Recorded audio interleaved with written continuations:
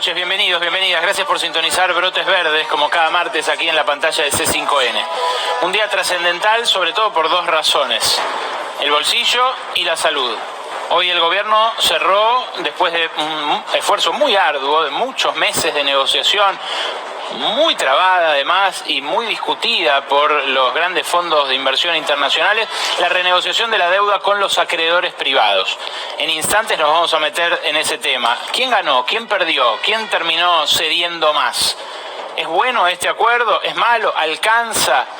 ¿Es suficiente? ¿Es solo necesario pero no suficiente para el despegue y la reconstrucción que necesita la economía argentina? En instantes, nada más acá con el pizarrón, algunas ideas simplemente, algún análisis preliminar. Ya habló el presidente, dijo lo que espera de la próxima gran negociación, que es con Cristalina Georgieva. Lo dijo hace instantes aquí en C5N con el gato silvestre. La verdad, mi impresión es que esa va a ser una parada más difícil todavía de la que acaba de cerrar Martín Guzmán, con un éxito relativo, pero un éxito al fin en una negociación, insisto, muy difícil. Esa negociación la siguió desde una vacación europea de un mes y medio, el principal artífice de la crisis que estamos atravesando. No es el artífice del coronavirus, Mauricio Macri, pero sí el artífice de esta muy severa crisis de deuda que le tocó atender a Martín Guzmán. Y él lo pasa así, caminando, sin barbijo, por supuesto, por las calles de París, donde se respira, según él, libertad y responsabilidad. Estuvo allí, hospedado en el hotel de los 1.800 euros la noche, 200.000 pesos más o menos por noche, para ustedes darse una idea. Y ahora se fue, porque al parecer le molestaron los comentarios en la prensa argentina, se fue a una mansión, donde para en la Costa Azul, en lo de unos amigos suyos y de su esposa, Juliana Aguada. Es increíble, la verdad, pero desde allá, mientras vos te sacás las zapatillas para entrar a tu casa y no meter el virus, desde allá Mauricio Macri dijo que por fin se había cerrado y que era muy malo si el país entraba en default. Fue el proceso de endeudamiento más importante de la historia argentina y de la historia del capitalismo, el más vertiginoso, el que protagonizó Macri. Y así quedamos. Hoy decía, vamos a hablar de salud también, y vamos a hablar de una cosa súper importante. En instantes, Carla Bisotti, la viceministra de Salud. No le vamos a preguntar por el pico de casos, nuevo récord de muertes registrado hoy. Le vamos a preguntar por algo que el mundo está empezando a discutir y que yo te voy a dar simplemente en un pantallazo hoy. ¿Qué pasa con la vacuna? ¿Cuántos laboratorios están en la recta final para llegar a una vacuna probada ya en los humanos y que pueda ser escalable para darnos inmunidad y salir de este aislamiento y de este daño económico que parece sin final? ¿Qué países ya se aseguraron dosis de esas vacunas? Es increíble, pero la verdad, de las cosas más importantes a veces parece que no habláramos. Esta noche un informe especial sobre la vacuna, y ese es el hashtag también con el que los invitamos a participar en la conversación en redes sociales. La vacuna es nuestro gran tema de hoy, después de hablar de la deuda, por supuesto, el tema central de la agenda que constituye la herencia más pesada que le dejó Mauricio Macri, no al gobierno, a toda la sociedad. Nació como una pulpería y se convirtió en un amplio barrio con una hinchada verde.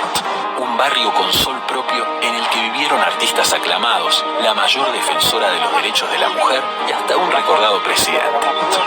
A Caballito no le falta nada y dicen por ahí que quien vive aquí no se va más. Como Adrián Mercado, gestión inmobiliaria. YPF le da una mano a los que ponen el cuerpo, porque pagando con la aplicación de YPF todo el personal de salud puede acceder a un 15% de descuento en combustibles todos los días. Ingresa en personaldesalud.ypf.com y completa los datos para acceder al beneficio. YPF. Representa indudablemente un alivio la renegociación de la deuda. La pregunta ¿es para festejar tanto?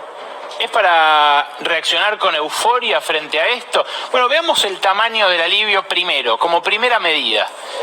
El gobierno arrancó, si uno hiciera una tabla de 0 a 100, donde 100 es lo que nos dejó Macri para pagar, todos los vencimientos, en todos los plazos y los intereses previstos. Arrancó el gobierno ofreciendo, a ver, acá está la mitad, permítanme chequear las proporciones, acá está 39. Ofrecía 39 centavos por cada 100, es decir, por cada dólar, por cada 100 centavos, en la propuesta inicial de Martín Guzmán. ¿Qué empezaron reclamando los acreedores, que sabían que esos 100 no se podían pagar, porque el propio Macri había dejado de pagarlos al final de su gobierno? Arrancaron diciendo, queremos 76. Esta era la distancia que los separaba en un principio en valor presente neto, que es un tecnicismo, pero permite resumir más o menos de qué se trató la discusión. Es un regateo, como cualquier otro. Entre estos 39 y estos 76, el gobierno terminó cerrando en 54.8. 54.8 está acá, pongamos. 54.8. Si uno mira esto y los dos extremos, ve claramente que se dieron más los acreedores de lo que se dio el gobierno respecto de su posición inicial. Hasta ahí parecería ser una victoria de Martín Guzmán sobre BlackRock, Gramercy, Fintech, los grandes fondos de inversión que renegociaban en este caso 66.000 millones de dólares. Ahora, al principio del gobierno de Alberto Fernández, ¿se acuerdan que se hablaba de la solución uruguaya? Muchos economistas que formaron parte del anterior gobierno decían hay que hacer la salida a la uruguaya. La salida a la uruguaya era no recortar nada del capital, nada de los intereses y simplemente reperfilar, como hizo Hernán Lacunza con Guido Sandleris en el último tramo del gobierno de Mauricio Macri. Eso equivalía a reconocerles 90 centavos por cada dólar. O sea que si damos por hecho que al principio, que es lo que pasó, muchos economistas decían hagamos la uruguaya, que es la del 90 centavos, quiere decir que los acreedores que tenían esta expectativa al principio terminaron cobrando esto. Bien, hasta ahí el tema de el valor presente neto, la famosa quita en términos de valor presente neto. Tenemos el borrador porque voy a seguir. Hoy quiero darle más fuerte al pizarrón para que queden claras algunas cositas. En términos de capital, la quita de esta renegociación es casi inexistente, casi insignificante. La quita de capital era lo protagónico en el canje de 2005, ¿se acuerdan? En 2005 la quita de capital promedio fue 46%. Esa quita fue porque algunos bonos ofrecían quita del 66% y otros del 30%, según el menú que en ese momento ofreció Roberto Lavagna con Guillermo Nielsen. Ahora esa quita es de 1,9%, o sea que es muy, pero muy inferior. Prácticamente inexistente, insisto. Ahora, ¿dónde está la quita fuerte en esta renegociación, en esta oferta? En los intereses. Y en los intereses está el mayor interés del gobierno argentino y el mayor interés de Martín Guzmán, que lo que dijo es, el problema de las otras renegociaciones es que nos comprometieron a largos pagos de muy alto interés que superan el crecimiento de la economía argentina. Entonces, para pagar hay que ajustarse cada vez más. Bueno, el pago de intereses se redujo en el caso argentino más del 50%. Frente a un cupón promedio de 7% más o menos en dólares, Argentina ahora va a pagar, por los años que va a extenderse este nuevo contrato, un interés promedio del 3,1% anual. Claro, el interés del 3,1% anual sigue siendo muy alto. Es 3,1% de tasa de interés en dólares anual. Y eso no es poco. ¿O ustedes se endeudarían a una tasa de interés del 3,1% anual en dólares? Bueno, la verdad es algo que no se ve en general este desglose. Hoy lo dijo Martín Guzmán, el ahorro en toda la duración del contrato es de unos 36.000 millones de dólares. Pero claro, falta otra pata de la negociación, que es la que va a aparecer ahora. ¿Cuál es esa pata? Bueno, una que hasta ahora se mostró como aliada. El Fondo Monetario Internacional. ¿Va a ser tan amable Kristalina Georgieva como fue hasta ahora en la negociación con los acreedores privados? ¿O se va a poner la careta de Christine Lagarde, la careta de Anne Kruger, la careta de Teresa Terminacián, y va a terminar siendo el mismo Fondo Monetario que siempre. Bueno, la verdad que por más buena voluntad que le ponga, o por más buena onda, o como dijo Alberto Fernández, la buena relación y ya el ida y vuelta que hay con Kristalina Georgieva, las decisiones no las toma el director gerente en el Fondo Monetario, las toma el G7, las principales potencias del mundo. Y esas potencias es muy difícil que le sugieran a la Argentina algo muy distinto a lo que le sugirieron en 2018 a Mauricio Macri. Es cierto, Macri, Duhovne, Sandleris, en muchos casos estaban a la derecha del Fondo Monetario. Hoy me lo decía un negociador, hoy estuve hablando con Washington mucho, y un ex negociador argentino me decía, mirá que los del fondo le decían a Nicolás Duhovne que hacía falta alguna clase de control de cambios, y él decía, no, para este gobierno esto es absolutamente impensable. Hay gobiernos, como el de Macri, que son más fondistas que el fondo, más conservadores todavía que la visión ortodoxa de Wall Street y de su gendarme en Washington, el Fondo Monetario. Ahora, la verdad, hay otros interrogantes que aparecen en esta negociación y que tienen que ver con experiencia reciente de la Argentina. Los fondos buitre, que vamos a dibujar simplemente, vamos a hacerle un piquito ahí, fondo buitre. Los fondos buitre son el origen de este problema de deuda. El hecho de que Alfonso Prat le haya reconocido todo lo que querían en enero de 2016 a los fondos buitre hizo que la montaña de deuda aumentara a niveles tan insostenibles que la debieron levantar ellos mismos, defoltear ellos mismos. Ahora, ¿estos buitres pueden aparecer de vuelta? ¿Puede quedarse afuera una parte de los acreedores y venir a hacerle juicio a la Argentina después? Bueno, eso es lo que trabó la negociación a último momento. Las cláusulas de acción colectiva son el reaseguro de Argentina de que si la mayoría acepta el arreglo, los buitres no pueden patalear, no pueden hacer juicio. Ahora, ¿cuál es el problema? ¿Cuál es el problema? Que no se sabe si los fondos de inversión tienen todos los bonos, hasta que no se vea el 24 de agosto que todos participan en la medida en que dijeron que van a participar. Yo no lo daría tan por cierto, porque es capaz un fondo como BlackRock, como todos estos grandes de Wall Street, es capaz incluso hasta de venderle un cachito a algún fondo buitre para que haga esa experiencia de demandarnos, porque ya hicieron eso y ya vieron que le funcionó. Ya vieron que en Argentina, en esos bamboleos que pega, de repente asumen gobiernos que hacen lo que ellos dicen. ¿Querés ver cómo reaccionaron los economistas de Macri, Rodo? ¿Vamos con eso? ¿Vamos con cómo reaccionaron los economistas de Macri o ya vamos al tema vacunal? No, seguimos con deuda. Bueno, dale, te los muestro. Esta gente hoy reaccionó toda ante la noticia de la renegociación. Es increíble, es increíble. La acaban de chocar. Y tienen a su jefe de vacaciones indefinidas ya, en segundo viaje que mete en cuarentena, vacaciones indefinidas en Europa, a la espera de reuniones que ni siquiera se sabe si se van a hacer. ¿Qué dijeron hoy estos señores? Vamos a ir a la primera tanda de tweets.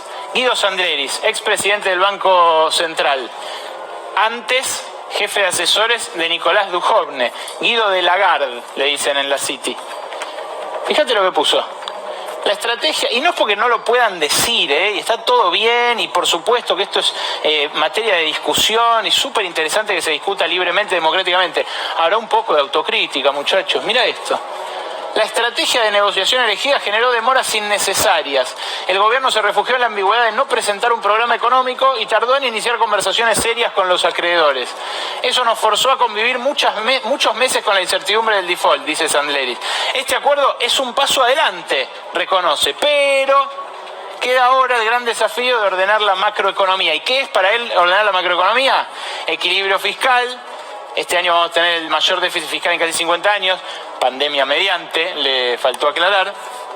Construir una moneda sana para no tener inflación y ser más competitivos. Esa moneda es la que, bajo su gestión, nos llevó a la peor inflación desde 1991, o sea, en casi 30 años.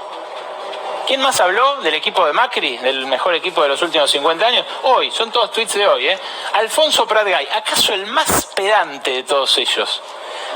Directamente, ni siquiera el reconocimiento inicial que hace Sandleri. Directamente dice, se podría haber logrado un acuerdo mejor, como Ecuador. Más rápido, mayor alivio de intereses, mayores plazos y quita de capital. Pero ya está, con el acuerdo no alcanza, sin acuerdo no arranca. Ahora ponerle todo el diálogo y toda la energía para salir de esta dolorosa recesión. ¿Sabes qué, Rodo? Alteremos el orden y antes de poner los demás cara de amianto, poneme la placa de Ecuador para comparar el acuerdo que cerró ayer el gobierno de Lenín Moreno en Ecuador y hoy la Argentina. ¿Cuánto renegociaba la Argentina? 66.500 millones de dólares. ¿Cuánto renegociaba Ecuador? 17.400 millones de dólares. Es una quinta parte, más o menos.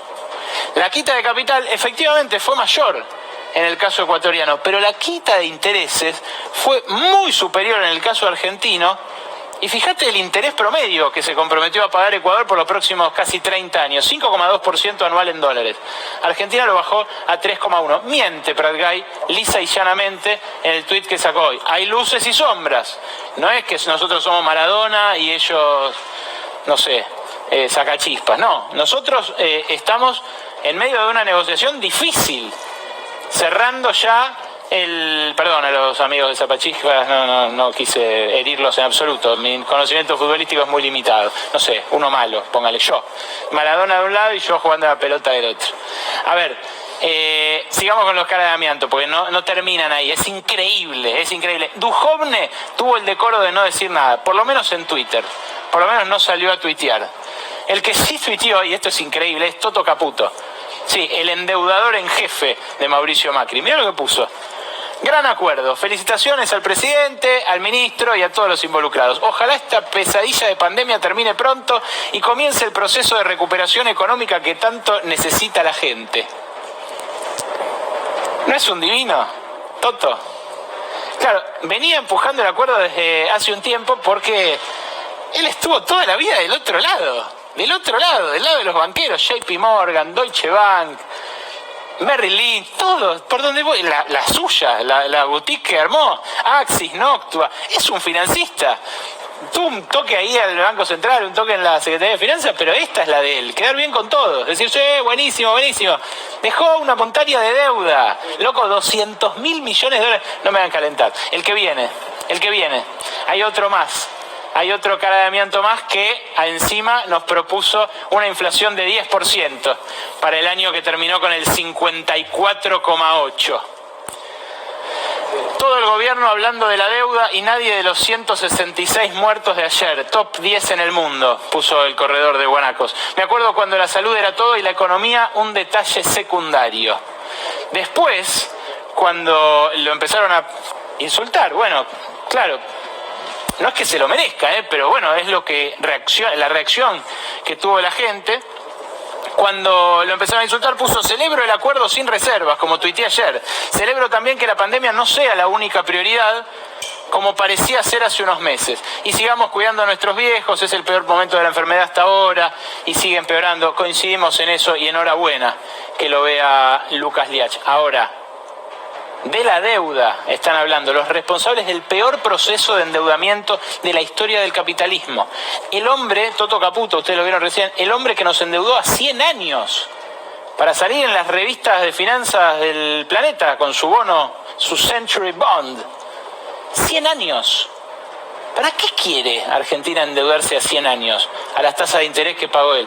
¿Sabés? Además, porque te lo contamos acá en Brotes Verdes, que ese bono a 100 años, cuando defaulteó, nos hizo pagar buena parte de los intereses de los 100 años. Claro, entró en la renegociación. Ahora va a tener un pequeño corte de pelo el que le compró ese bono al Toto. Pero, ¿quién le quita lo bailado, no? Quédate porque en instantes Noelia Barral Grijera nos trae la última amenaza de Macri desde la Costa Azul. Un apagón parlamentario. La parálisis del Congreso si no aceptan que sea la regla como quiere la oposición. No quieren seguir con el Congreso remoto cuando claramente no pueden reunirse ni los 257 diputados en el recinto ni los senadores en el suyo. Y también Mauro Fulco vuelve a meterse en el corazón de la Argentina pobre y te muestra qué difícil que es tener clases por Zoom, a la distancia, en las clases bajas, en los barrios populares. No es lo mismo, no es igual.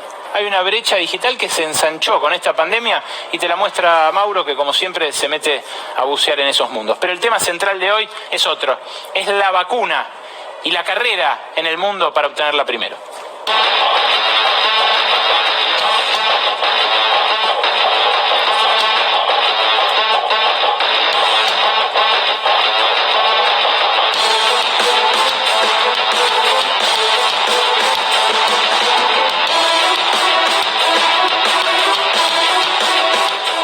En los aviones, cuando estamos por despegar, muchas veces una azafata avisa que en caso de despresurización va a caer una máscara. La máscara es para respirar cuando no se puede respirar en un contexto de accidente, por supuesto, de incidente aéreo. Lo que dicen las azafatas es que hay que ponerse la máscara, respirar y después asistir a los que tengamos alrededor, sea un niño, una persona que no puede valerse por sí misma o alguien que se desmayó. Esta metáfora es la que usó un funcionario top de la Food and Drug Administration, el organismo que regula los medicamentos y la comida en Estados Unidos, para referirse a la vacuna. Dijo, nosotros tenemos que hacer como con las mascarillas del avión. Primero, respirar nosotros y después asistir a los demás. La metáfora la leí en la revista Foreign Affairs este fin de semana y me decidió hacer este informe porque hace tiempo que vengo con mucha curiosidad de cómo se está discutiendo esto. ¿Sabes cuál es el problema de la metáfora? Las mascarillas no caen solamente en primera clase. Las mascarillas caen en todo el avión. Lo que está pasando en el mundo rico es algo muy preocupante, ¿eh? Es algo que incluye lobbies multimillonarios, laboratorios, mega empresas, super multinacionales, geopolítica, viejas rivalidades y también, por supuesto, un riesgo biológico completamente desconocido hasta ahora, como el del COVID-19. La metáfora de la mascarilla nos introduce al mundo de las vacunas, un mundo en el cual hasta ahora me parece que nos metimos bastante poco. Vamos a entrevistar ya mismo a Carla Bisotti sobre este aspecto, pero primero déjame contarte esto, mostrarte esto que gracias al despliegue de recursos que tiene acá nuestro DIRE y este estudio de C5N podemos ver así. ¿Cuáles son las vacunas más avanzadas? Hay 23 que están en fase 3, en fase clínica a gran escala. Hay 3 fases de prueba de las vacunas. La 1 es probar su efectividad, la primera es probar su seguridad, la segunda es probar su efectividad en una persona y la tercera es probar su efectividad en gran escala. Estos experimentos de gran escala los están empezando a hacer estas 4 vacunas. La de Moderna, que es un laboratorio de Estados Unidos, apuesta a fabricar 500 millones de dosis para enero, 1.000 millones en 2021. La de Pfizer-BioNTech, que son un laboratorio norteamericano y uno alemán, BioNTech SE, que apuesta a fabricar 100 millones de dosis para fin de este año y 1.200 millones para 2021, y que se va a empezar a probar el 17 de agosto acá en Argentina. En un ratito, si tenemos tiempo, vamos a hablar con una mujer que ya se anotó como voluntaria para esta prueba. ¿Y dónde más? Además de Estados Unidos y Alemania, hay vacunas en marcha en el Reino Unido y en China. En el Reino Unido tenés esa, la de Oxford AstraZeneca, que promete producir 2.000 millones de dosis a inicios de 2021. Esta es la famosa que su responsable, una bióloga, se la inoculó a sus hijos para probarla. Los 3 se ofrecieron como voluntarios. Y esta, la china, CanSino, que sigue el mismo principio activo que la de Oxford y que empezó a probarse en el ejército chino. De esto vamos a hablar en instantes con la viceministra de Salud, que además es una especialista en esto, justamente. antes de asumir en el ministerio se dedicaba a la epidemiología y concretamente a las vacunas. Mostrame la siguiente, porque quiero que veas cómo los países ya empezaron a asegurarse algunas dosis. Es esta. Reino Unido, por supuesto, la vacuna de Oxford la va a tener en prioridad. Ya firmó un acuerdo con AstraZeneca y con Oxford para eso. Estados Unidos firmó prioridad con Moderna y también le compró a futuro, ahora vas a ver cómo, esos 100 millones de dosis a Pfizer y BioNTech. Brasil dice haber firmado convenios con 3 posibles fabricantes. En Europa hay 4 países que armaron una alianza dentro de la Unión Europea, que son esos 4, Alemania, Francia, Italia y Holanda, que le encargaron ya 400 millones de dosis a AstraZeneca también en asociación con Oxford.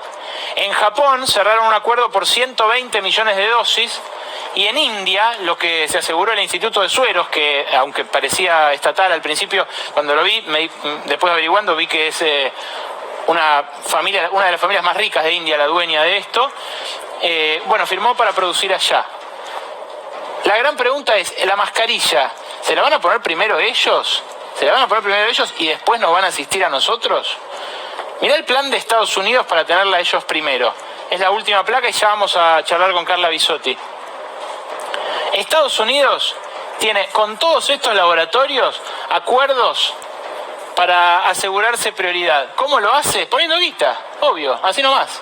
Lo que no es a fuerza de marín, es a fuerza de millones. El plan Estados Unidos primero se llama Warp Speed Operation. Y mirá, a Moderna ya le dio $1.000 millones en subsidios. A Pfizer BioNTech 1.950 millones de dólares en subsidios. A Novavax, que está más atrasada, todavía ni siquiera tiene fase 3, 1.600 millones. A AstraZeneca 1.200, a Johnson Johnson 450 millones, a Merck y otros 40 millones, y a Glaxo y a Sanofi 30 millones. Esta la firmó ayer, la de Glaxo y Sanofi. La de Merck creo que el viernes. O sea, esta es una historia que se está desarrollando en este momento. Carla Bisotti, doctora, buenas noches, gracias por atendernos. Hola, buenas noches, gracias por el espacio. Por favor, esta mujer que ustedes ven ahí está en el Ministerio de Salud en este momento. La estamos transmitiendo gracias a una cámara de C5N allí. Y está desde la mañana, No suelo hacer esto al introducir a mis entrevistados, pero mis respetos, doctora, mis respetos por cómo está manejando esta situación. Somos muchos los que trabajamos mucho, se acaba de ir una parte grande del equipo, así que el reconocimiento para todos los trabajadores y las trabajadoras del Ministerio. Gracias. Carla, ¿está la Argentina cerrando algún acuerdo para asegurarse que la vacuna le llegue a nuestros compatriotas? Bueno, es muy interesante lo que planteás vos, más allá de la expectativa y de lo que se espera la vacuna. Esto pasa habitualmente con todas las vacunas en todos los momentos. Lo que pasa también es que nunca se esperó tanto una vacuna. Entonces, en 2009, cuando fue la pandemia de gripe, sabiendo que al año siguiente iba a haber una vacuna, porque era la misma tecnología de la vacuna antigripal, cambiando la cepa, pasó esto que vos decís, el hemisferio norte aseguró la compra anticipada de vacunas con 2 dosis para toda su población por adelantado, y el hemisferio sur y sobre todo Latinoamérica había tenido, digamos, un riesgo grande de no recibir las vacunas, y en ese momento en Argentina se declaró de interés nacional la producción nacional de vacunas, y así fue que se logró acceder a través de un convenio de transferencia de tecnología de la vacuna antigripal, que todavía se sigue trabajando en esa transferencia de tecnología, y se aseguró no solamente en ese año sino en todos los demás años recibir la cantidad suficiente en un momento oportuno. Y un poco viendo esto y con esa lección aprendida, la región de las Américas, a través de la Organización Panamericana de la Salud y la Organización Mundial de la Salud, con Gavi y otras instituciones y organizaciones, han generado un mecanismo que se llama COVAX, que busca tener un mecanismo de acceso equitativo. Es un mecanismo de acceso de un porcentaje de la población, que es esa mascarilla que vos decís sería, desde nuestro punto de vista, los primeros que la tienen que recibir no son los que más plata tengan, sino los que estratégicamente sea más importante, ir protegiendo progresivamente, que son el personal de salud, el personal esencial, los mayores de 60 años y quienes tienen condiciones de riesgo, que son quienes tienen el impacto mayor para seguir funcionando el sistema de salud y para disminuir la mortalidad. Así que ese mecanismo lo que busca es asegurar el 20% de la población la provisión de las vacunas, pero en relación a lo que vos contabas, lo más importante para transmitir en este momento es que todavía no hay ninguna vacuna disponible y son ensayos clínicos en fase 3, en estas vacunas que vos contaste, que todavía no están los resultados. Lo sé, pero el otro día cuando vimos la conferencia de prensa del presidente, del gobernador Axel Kicillof y el jefe de gobierno Horacio Rodríguez Larreta, dijo Kicillof en un momento algo que yo comparto: mis únicas esperanzas para salir de esta pesadilla están puestas en la vacuna.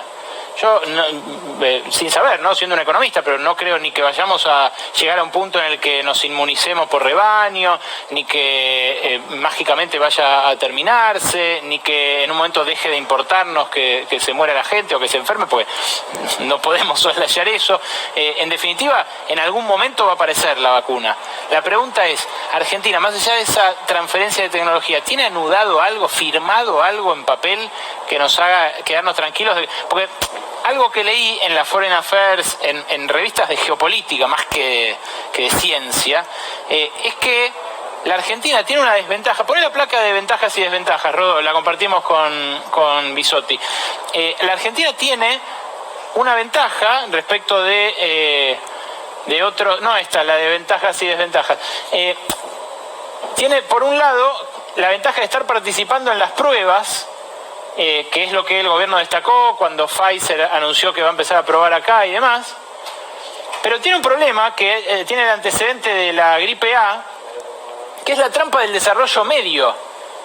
La trampa del desarrollo medio, ¿cuál es? Es que los países ricos se hicieron de la vacuna ellos para su población primero, y cuando empezaron las quejas de los países pobres, forzaron donaciones de vacunas a los países pobres. Y Argentina, en este caso, no es ni de los más ricos ni de los más pobres. Entonces, ¿hay riesgo de que seamos los últimos a los que nos llegue?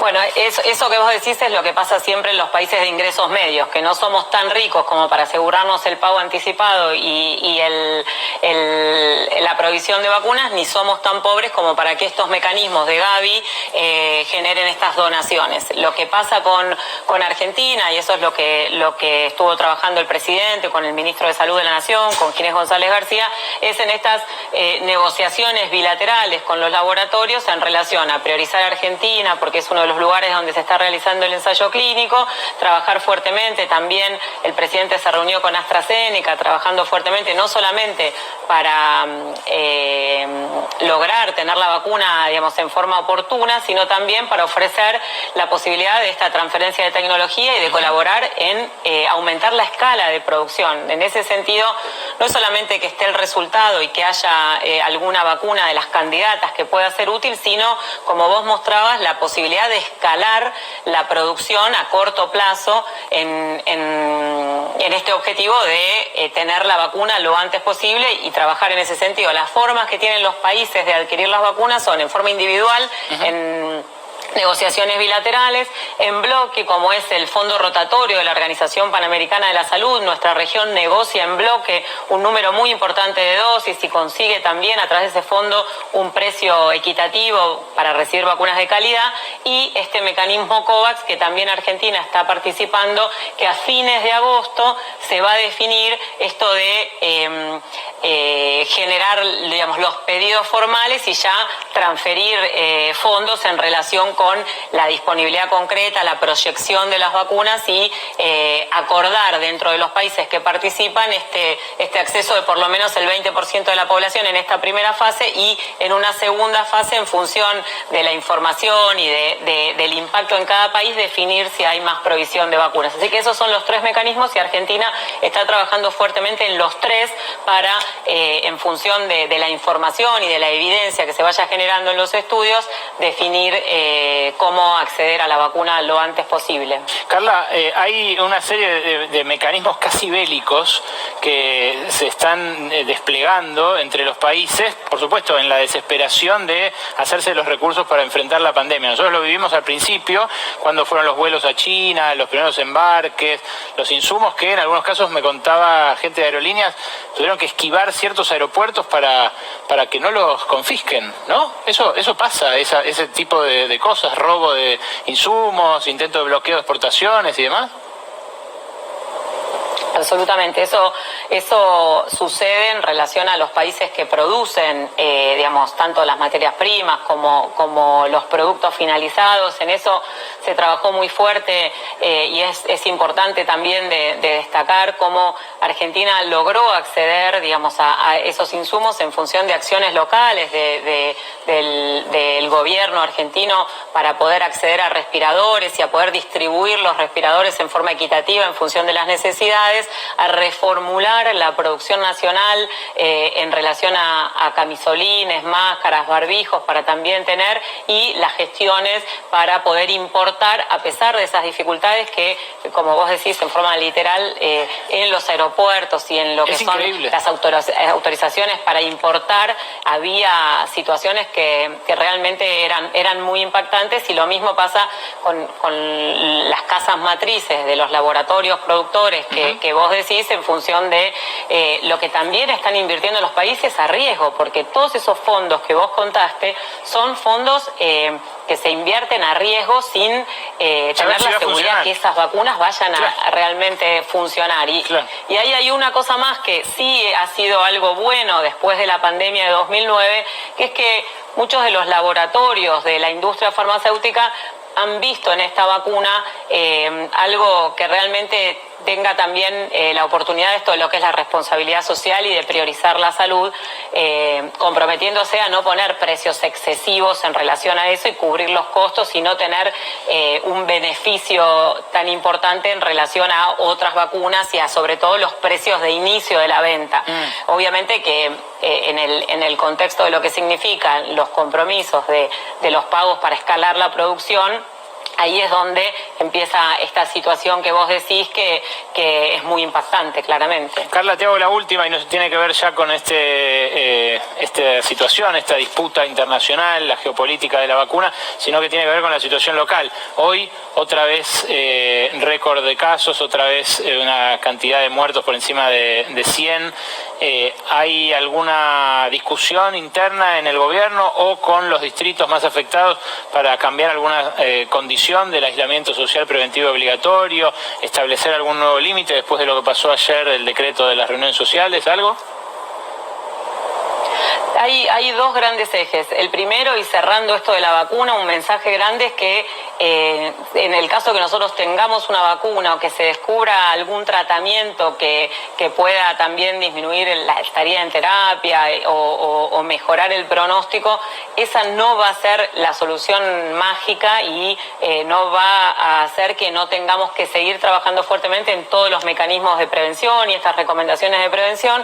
Y por otro lado, en este contexto en el cual vos fíjate que si bien hubo aumento del número de casos en provincia y ciudad, hubo muchas provincias que han notificado un número muy importante de casos que, si bien venían teniendo casos, en este momento hubo provincias que notificaron un número muy importante de casos.